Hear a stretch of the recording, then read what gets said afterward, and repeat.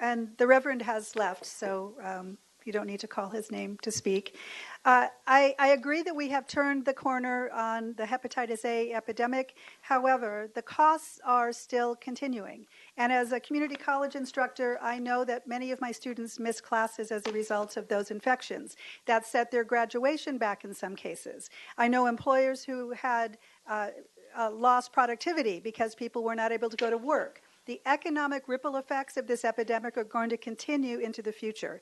And I'm going to ask this board to consider doing some research on what it really costs San Diego County to respond to this, not just in the outreach, which was done very efficiently, but to talk to employers. How many people missed work? How many parents had to stay home with sick children? How many parents couldn't go to work themselves?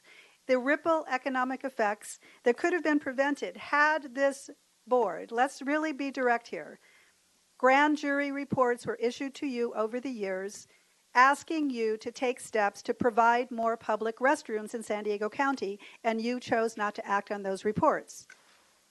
Grand jury reports asked the jails to begin vaccinations, and the sheriff and your board decided that you were already complying with the standard protocols and did not need to increase those vaccinations. These reports were conducted over the last 4 years. They were presented by grand jury volunteers who put time and effort into researching the problems.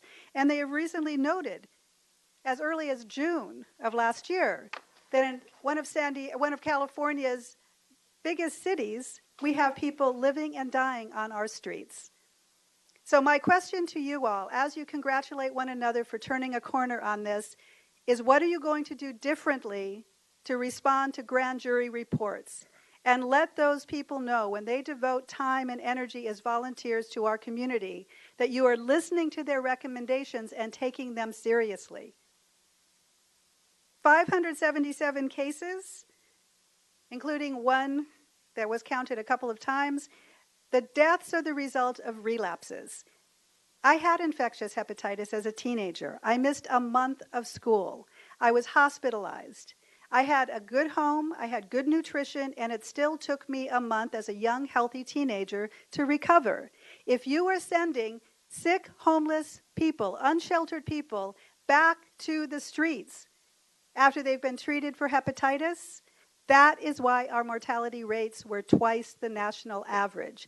This county needs to commit to recuperative care facilities for the people in San Diego County, the thousands who lack shelter, the thousands who have no place to go to recuperate. If you do not provide that, they will not get healthy. They will not fully recover. Hepatitis A stays in your system for life. Please provide recuperative care facilities for these people. Thank you. Thank you. Next speaker, please.